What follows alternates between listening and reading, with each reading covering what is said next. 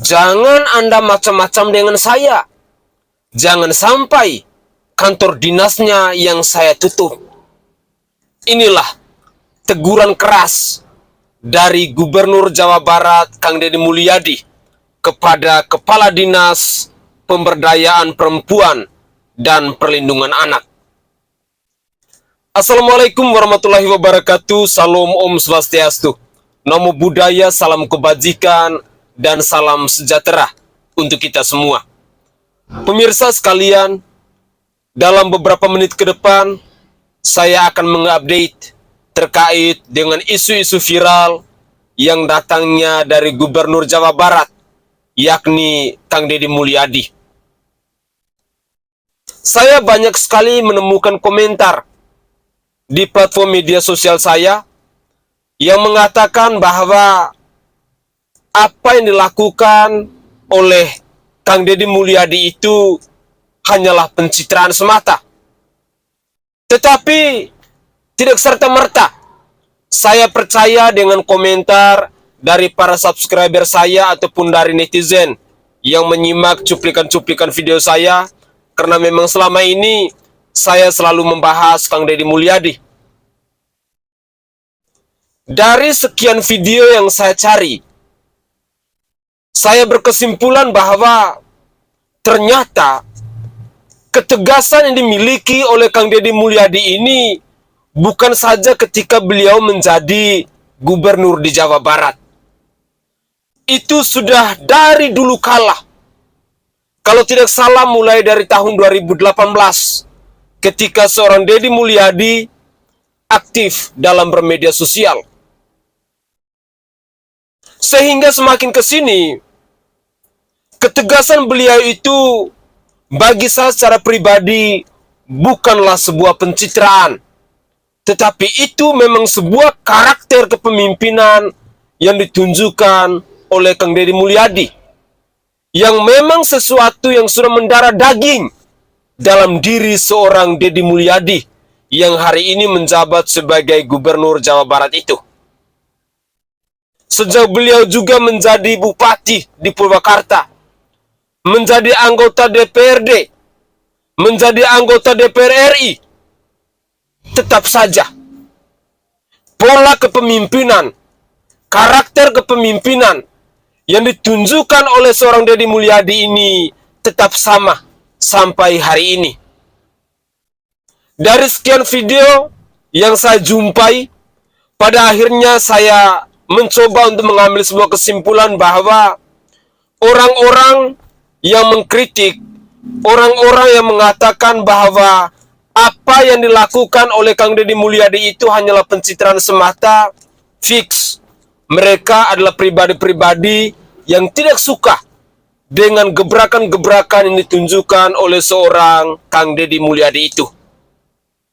Seperti beberapa waktu lalu, heboh juga di media televisi nasional, yakni TV One, di mana ada Tony RM yang dulunya adalah pengacara dari Peggy Setiawan dalam kasus Vina dan Eki di Cirebon. Ada juga pegiat media sosial, yakni Eko Kuntadi, yang secara terang-terangan mengatakan bahwa apa yang dilakukan oleh Gubernur Jawa Barat hari ini adalah pencitraan. Tetapi kembali lagi, kita mau melihat dari aspek mana? Kita mau melihat dari sisi mana? Lalu kita sebagai apa? Kalau saya seperti rakyat jelata ini, saya yang adalah orang awam, yang tidak punya kepentingan dalam dunia politik, yang tidak punya jabatan dalam kekuasaan tertentu, pastinya saya akan melihat dengan hati nurani saya bahwa apa yang dilakukan oleh Kang Deddy Mulyadi hari ini murni beliau mau mewakafkan hidupnya untuk membangun Jawa Barat menjadi lebih baik. Ketegasan-ketegasan beliau tentu saja ada hal-hal yang mau beliau capai. Contoh konkret dalam cuplikan video yang akan saya persembahkan kepada pemirsa, di mana Kang Deddy Mulyadi dengan tegas menegur Kepala Dinas Pemberdayaan Perempuan dan Perlindungan Anak Dan ini membuktikan bahwa ketegasan dari seorang gubernur Jawa Barat ini tentunya dia beralasan. Karena beliau masih menemukan banyak sekali anak-anak kecil yang berdiri di lampu merah lalu mengemis, yang ngamen di lampu merah. Banyak sekali orang-orang yang hidupnya di kolong jembatan. Banyak sekali kasus-kasus pemerkosaan dan lain sebagainya. Sehingga kita sebagai masyarakat pun bertanya, apa fungsinya lembaga Dinas Pemberdayaan Perempuan dan Perlindungan Anak ini? Kalau memang hadirnya dinas ini tidak berdampak positif kepada pemerintah maupun masyarakat, mungkin lebih bijak dan saya akan setuju dengan pernyataan Kang Deddy Mulyadi. Tutup saja dinas terkait. Jangan hanya mau menghambur-hamburkan uang rakyat. Karena mereka bekerja dibayar oleh rakyat. Mari kita simak cuplikan video berikut ini. Kalau itu tidak bersih, saya tutup dinasnya. Kenapa masih banyak anak-anak di perempatan yang minta-minta? Apa dibiarkan? Nggak dibiarkan. Enggak ada tindakan sampai sekarang. Enggak. Ngomongnya jangan administratif, dengan saya teknis. DP3 AKB, Pak. DP3 AKB. Artinya Dinas Pemberdayaan Perempuan, Perlindungan Anak, Keluarga Berencana. Oke, sini dulu saya Ibu. Enggak sini. Dinas Perlindungan Perempuan, Pemberdayaan Perempuan, Perlindungan Anak. Oke. Kenapa masih banyak anak-anak di perempatan yang minta-minta, tidak sekolah, diperalat oleh orang tuanya? Kenapa dibiarkan? Nggak dibiarkan. Enggak ada tindakan sampai sekarang. Kita kan banyak kerjasama, Pak. Enggak. Ngomongnya jangan administratif, dengan saya teknis. Ya, kenapa dibiarkan? Kan gubernur udah ngasih contoh tuh, orang dibawa, ibunya sekarang kerja tuh jadi tukang sapu di Gedung Pakuan. Lakukan itu. Siapa? Jadi kalau hanya kita kerjasama, kita nggak akan selesai, Pak. Malu, Pak. Ada Dinas Pemberdayaan Perempuan, budak letik di kolong jembatan diantep. Wah, Pak. Ya kan? Kalau itu tidak bersih, saya tutup dinasnya. Betul nggak Pak Sekda? Siap. Kalau di kota Bandung saja masih banyak anak-anak yang minta-minta, masih banyak anak-anak diperalat oleh orang tuanya untuk mencari uang. Dinasnya kita tutup aja. Serius saya? Ya, Pak. Betul nggak Pak Sekda? Siap. Bapak malu nggak sebagai pembina kepegawaian? Malu, Pak. Wah. Langsung kami akan bergerak, Pak. Hari ini kerjakan. Langsung. Seluruh pegawai Dinas Pemberdayaan Perempuan turun ke bawah, ke Siap. masyarakat, ke lapangan. Masing-masing bawa satu orang. Bisa, Pak? Bisa. Itu bisa sederhana, Pak. Itu dijadiin tukang sapu selesai, Pak. Satu orang. Nah, Gitu. Bisa, Pak. Walaupun memang belum tentu semuanya, tapi minimal kan maru. Dinas Pemberdayaan Perempuan, cicing di perapatan, kecerek, cicing tidak bergerak. Nah, jadi saya kerjanya taktis, tidak teoritis, ya. Gitu, Pak. siap. Ke Bapak saya nanya, layak nggak orang yang tidak bekerja dengan baik dapat tunjangan? Nah, kebetulan gini Pak, hari ini kan Pak Rahmat katanya sakit. Saya nggak nanya Pak Rahmat hari ini, Pak. Katanya kan hari ini kan katanya mau ke sini. Bukan. Ini kan ini pekerjaan hari ini apa pekerjaan yang harus dikerjakan dari dulu? Dari dulu Pak. Nah, dari dulu. Berarti Pak Rahmat itu tidak bekerja dari dulu. Saya cuma nanya, layak nggak Pak Rahmat yang tidak bekerja dengan baik di sini mendapat tunjangan? Jawab Bapak itu aja, layak nggak? Saya nggak bisa mematiskan rencana Pak. Saya juga kan staf biasa Pak. Saya staf biasa. Ya kan Bapak bilang kepegawaian. Iya betul. Saya dibawahi kan ada atasan saya. Atasannya siapa? Guna nih. Ya panggil Gunain sini.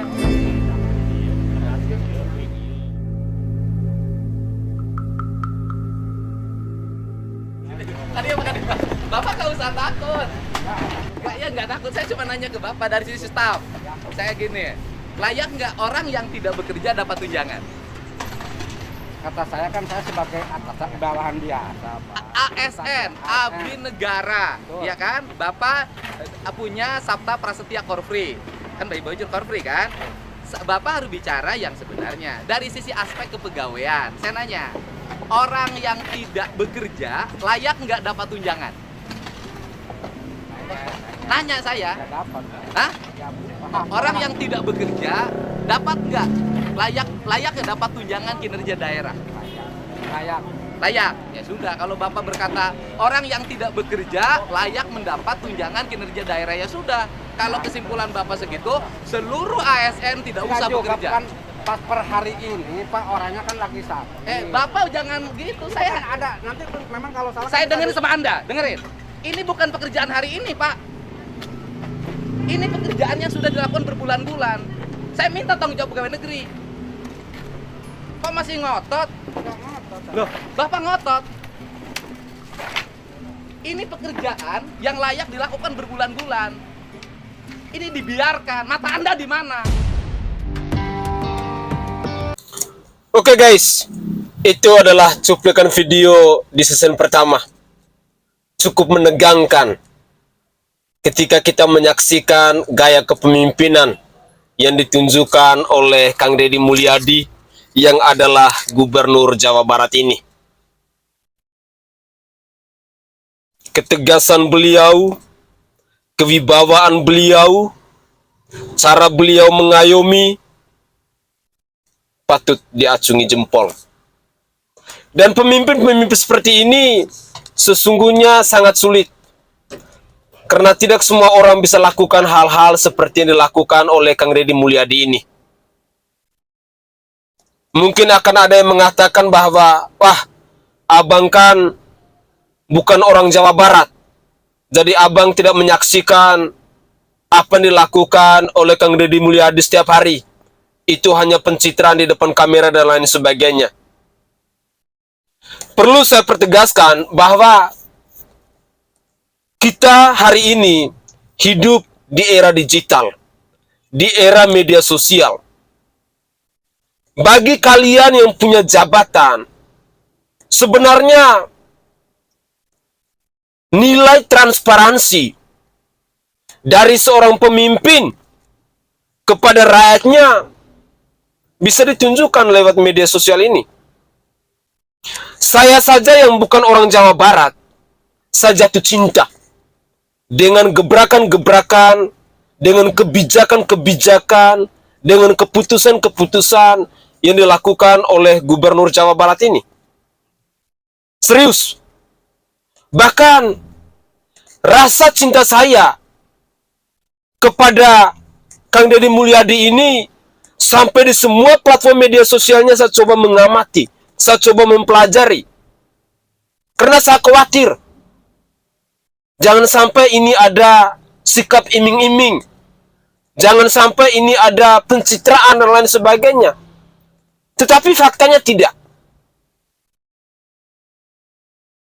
Banyak sekali hal-hal sosial yang telah beliau lakukan. Beliau selalu berada di tengah-tengah orang susah. Di tengah-tengah orang yang sedang mengalami musibah. Menolong sesama. Meringankan beban penderitaan orang lain. Dan yang uniknya, rasa empati itu datang dengan spontan.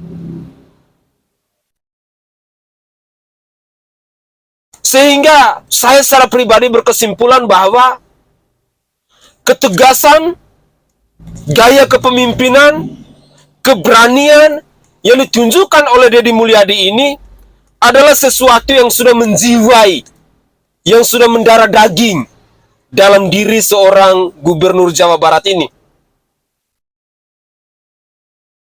Tidak heran, seringkali saya katakan bahwa saya orang Nusa Tenggara Timur, tetapi saya merasa iri dengan gaya kepemimpinan dari Kang Deddy Mulyadi. Bahkan tidak segan-segan saya mengatakan bahwa andai kata aturan di negara kesatuan Republik Indonesia ini, seorang pemimpin seperti Kang Deddy Mulyadi bisa dipindah tugaskan atau bisa dimutasikan, mungkin saya akan bersuara lantang meminta kepada Bapak Presiden Prabowo Subianto maupun Menteri Dalam Negeri untuk mutasikan Kang Deddy Mulyadi ke Provinsi Nusa Tenggara Timur. Dalam waktu 1-2 tahun tidak apa-apalah. Tapi saya sangat yakin bahwa sosok pemimpin seperti Kang Deddy Mulyadi itu, kalau ditempatkan di daerah-daerah terpelosok, ditempatkan di Provinsi Nusa Tenggara Timur, ditempatkan provinsi yang kategorinya masih tertinggal, pasti cepat atau lambat akan maju. Pasti cepat atau lambat akan berkembang. Dan pemimpin seperti Kang Deddy Mulyadi ini, di suatu hari nanti, masyarakat Jawa Barat pasti akan selalu mengenangnya. Pasti akan selalu merindukannya. Saya saja yang bukan orang Jawa Barat saya jatuh cinta. Saya merasa bangga ketika ada orang Indonesia yang punya jiwa keberanian, yang punya gaya kepemimpinan, satset, ambil kebijakan, ambil keputusan, dan yang uniknya selalu berpihak kepada rakyat. Itulah gubernur yang patut kita acungi jempol.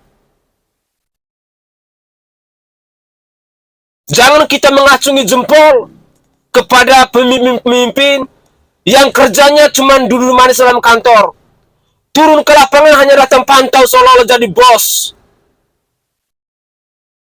Mutar sana sini dengan mobil dinas. Tidak ada eksekusi nyata. Malu Anda itu dibayar oleh rakyat. Malu mobil dinas yang Anda pakai itu dibayar oleh rakyat. Kalau memang mental kepemimpinan Anda seperti itu, lebih baik Anda menjadi rakyat biasa sama seperti saya. Pemirsa, berikut ini ada beberapa cuplikan video yang menurut saya cukup menarik pula terkait dengan perbincangan mengenai Kang Deddy Mulyadi ini. Dan saya berharap bahwa pemirsa bisa menyimak cuplikan video ini sampai akhir. Inilah cuplikan video selengkapnya. Saya dari Kesultanan Cirebon. Ke KDM gimana Pak? Harapannya ke KDM Pak?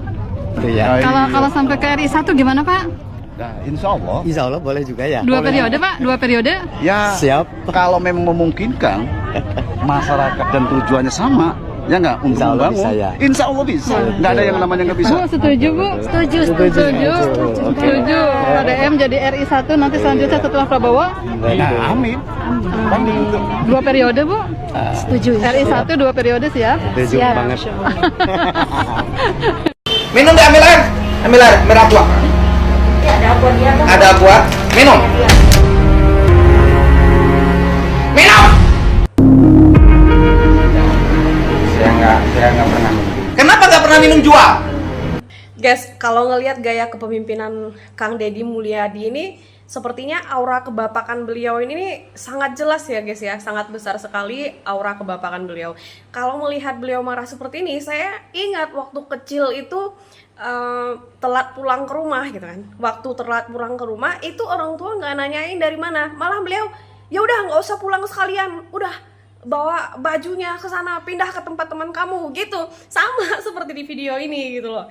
Ketika ada orang menjual obat terlarang, Kang Deddy malah memaksa minum gitu kan. Tapi bukan dalam artian Kang Deddy tidak memaksa sesungguhnya, tapi juga hanya sebagai gertakan aja, menunjukkan bahwasannya beliau punya ketegasan terhadap hal-hal dan penyakit masyarakat agar tidak merusak generasi muda gitu. Ya, saya melihatnya seperti itu. Aura kebapakan Kang Deddy Mulyadi ini sangat besar, mengingatkan di masa kecil saya ketika saya kena marah, ujuk-ujuk disuruh masuk rumah, malah sekalian disuruh pindah ke rumah temen gitu, perkara cuma telat pulang gitu. Ngapain pulang? Ini masih terlalu dini deh, udah lu sekalian pergi aja, kata orang tua saya. Setiap hari tampil di kamera, setiap aksi dibumbui narasi dramatis. Tegur sana sini, belusukan ke pelosok sambil tersenyum ke lensa kamera. Katanya sih pemimpin rasa vlogger, gubernur rasa seleb TikTok. Ya begitulah gaya Kang Deddy Mulyadi, pemimpin yang katanya lebih sibuk bikin konten ketimbang bikin kebijakan. Saya Henry Johana, di tengah arus zaman yang tak henti-henti bergerak, mari kita menelisik makna di balik peristiwa. Membaca dunia dengan ilmu, menafsir hidup dengan nilai, karena perubahan sejatinya lahir dari kesadaran yang tercerahkan. Sahabat, seperti yang diungkapkan oleh pengacara Pak Tony dalam acara TV One, tindakan Kang Deddy bisa dianggap ngeri-ngeri sedap. Jika tidak dibarengi dengan pembuatan aturan yang jelas, tentu ini adalah bagian dari proses pencitraan. Tapi tunggu dulu nih, coba kita geser sedikit kameranya, bukan ke wajah Kang Deddy, tapi ke dampak dari apa yang sudah dilakukan Kang Deddy Mulyadi. Apakah semua ini salah hanya karena terekam kamera? Apakah menyapa rakyat harus disembunyikan agar terlihat tulus? Mungkin yang kita sebut pencitraan sebenarnya adalah potret baru dari kepemimpinan progresif. Kamera tidak pernah bohong. Yang bohong biasanya janji kampanye tanpa bukti. Dan jika kehadiran pemimpin hanya dianggap drama, maka mungkin kita terlalu nyaman dengan pemimpin yang hanya berakting di atas kertas. Karena sejatinya pemimpin merakyat itu bukan tentang tampil, tetapi tentang terasa. Dan Kang Deddy terasa sekali bagi rakyat Jawa Barat, termasuk saya sebagai warga Jawa Barat. Maju terus Kang Deddy, kritik itu biasa. Hadapi saja dengan senyuman dan terus bergerak untuk rakyat Jawa Barat sejahtera. Kalau kalian setuju dengan gaya kepemimpinan Kang Deddy Mulyadi di depan kamera, tulis dong di kolom komentar. Jadi siapapun orang yang menghina Kang Deddy Mulyadi, kebijakannya, programnya, itu habis bos sama netizen. Bukan sama netizen dari Jawa Barat aja, bukan. Ini seluruh Indonesia loh. Menurut saya terakhir lihat Bang Hotman Paris, pengacara itu, dia bilang udahlah, siapa tuh namanya Mas Deddy Mulyadi, udahlah pencitraannya udah, sekarang kan udah terpilih katanya. Maksudnya stop, maksudnya jangan bikin konten, jangan segala sesuatu bikin konten segala macem. Gini Bang Hotman Paris, lihat komentar-komentarnya. Bang Hotman Paris malah diserang kan. Malah diserang bukan sama orang Jawa Barat loh, tapi sama netizen seluruh Indonesia loh. Ini luar biasa nih Kang Deddy Mulyadi ya. Ini jangan, Bang Hotman Paris jangan terlalu berlebihan loh. Ngerti Kang Deddy Mulyadi, habis loh. Kang Deddy Mulyadi itu udah punyanya masyarakat Indonesia loh, bukan cuma punya masyarakat Jawa Barat, bukan. Ini bukan tentang siapa yang hanya menikmati kebijakan Kang Deddy Mulyadi, bukan. Tapi ini gaya kepemimpinan yang memang didambakan seluruh rakyat Indonesia, Kang Deddy Mulyadi. Ya. Bukan berarti memang Kang Deddy Mulyadi itu konten kesana kemari itu pencitraan, bukan. Memang beliau karena terahnya itu asalnya dari rakyat biasa. Dia itu mencium banget bau keringat masyarakat. Jadi kebijakannya itu ya rakyat banget. Terus juga pengalaman beliau sebagai seorang pemimpin itu, sebagai seorang leader itu kan tidak dipertanyakan lagi kan. Jadi mantep nih Kang Deddy Mulyadi ya. Oke. Saran buat yang lain kalau mau kritik Kang Deddy Mulyadi, kritik aja, cuma jangan terlalu berlebihan. Habis loh bos, kritik orang baik. Oke guys, itu adalah cuplikan-cuplikan video yang bisa saya persembahkan ke Anda pemirsa dalam konten saya kali ini. Saya berharap bahwa cuplikan-cuplikan video yang sudah saya persembahkan ke hadapan pemirsa ini bisa menginspirasi kita, di mana kita bisa menilai bahwa apa yang dilakukan oleh Kang Deddy Mulyadi itu datang dari hatinya yang tulus ataukah hanya sandiwara semata. Apakah ini adalah sebuah gebrakan ataukah hanya sebuah pencitraan? Hanya hati nurani kita yang bisa menilainya. Ketika kita melihat aksinya, ketika kita melihat perubahannya, ketika kita melihat gebrakannya, sekali lagi hanya hati nurani kita yang bisa menilainya. Lalu yang kedua, dalam cuplikan video tadi kita menyimak di mana beliau membentak seorang bapak yang sedang menjual barang penyakit. Saya pikir ketegasan yang beliau tunjukkan dalam cuplikan video tadi bukan karena rasa marah yang terlalu berkelebihan dan lain sebagainya, tetapi itu sesungguhnya adalah rasa cinta yang beliau tunjukkan dengan mengetuk pintu hati bapak itu agar jangan menjual minuman-minuman terlarang, karena pada akhirnya akan merusak generasi-generasi penerus bangsa ini. Dan ini mungkin bisa diterapkan juga di tempat-tempat yang selalu saja mengkonsumsi barang-barang terlarang seperti itu. Konsumsi boleh, tapi tahu batasannya, tahu tempatnya, tahu momennya. Jangan setiap hari, pagi, siang, malam, selalu saja konsumsi barang-barang haram itu. Semoga saja hal-hal yang disampaikan oleh Kang Deddy Mulyadi ini bagi kita generasi penerus bangsa bisa menginspirasi kita, dan kita bisa jadikan Kang Deddy Mulyadi sebagai motivasi. Mungkin siapa tahu di suatu hari nanti tiba-tiba saya ataupun Anda terpilih menjadi RT, terpilih menjadi kepala desa, terpilih menjadi pemimpin-pemimpin organisasi dan lain sebagainya, tidak apa-apa. Tetapi setidaknya kita punya gaya kepemimpinan. Ketika kita menjadikan Kang Deddy Mulyadi sebagai inspirasi buat kita, maka setidaknya cukup sedikit tidak apa-apa, kita mampu untuk mewakafkan hidup kita, untuk mewakafkan diri kita dan berkorban untuk orang lain? Mengutamakan kepentingan pribadi ataukah mau mengutamakan kepentingan umum? Itu adalah sebuah pilihan. Tetapi yang namanya kalau sudah jadi pemimpin, harus mengutamakan kepentingan umum daripada kepentingan pribadi. Semoga saja cuplikan video ini bisa bermanfaat bagi kita semua. Dan dari lubuk hati yang paling dalam saya menyampaikan permohonan maaf yang sebesar-besarnya jika ada tutur kata atau buah bahasa dari saya yang tidak berkenan di hati para pemirsa sekalian. Saya Sainai dari Provinsi Nusa Tenggara Timur. Saatnya kita yang rakyat jelata harus berani untuk bersuara. Salam hormat, salam NKRI, dan salam Pancasila untuk kita semua.